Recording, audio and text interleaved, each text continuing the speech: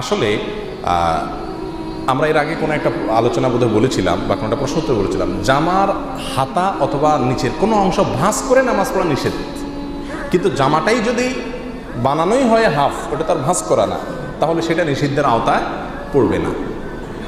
এটা হলো মূল কথা এবং বেসিক কথা। তবে একটা কথা মনে রাখা উচিত, এমন পোশাক পরে নামাজ আদায় করা উচিত যে পোশাক পরে আমি ভালো কোনো জায়গায় যাই, ভালো কোনো মজলিসে যাই। সচরাচর আমি কোনো গুরুত্বপূর্ণ মজলিসে যাই না, যে পোশাক পরে সেই পোশাক পরে নামাজ পড়া উচিত না। আল্লাহ সুবহানাহু ওয়া তাআলা বলেছেন, খুযু যিনাতাকুম ইনদা কুল্লি মসজিদ আই ইনদা কুল্লি সালাহ।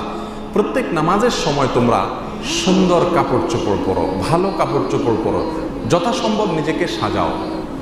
আপনি স্যান্ডো গেঞ্জি পরে অথবা ছেঁড়া ময়লাওয়ালা কাপড় চোপড় পরে নামাজ পড়লেন, আপনার নাইট ড্রেসে আপনি নামাজ পড়লেন, এটা উচিত না। এখন হাফ হাতা আর ফুল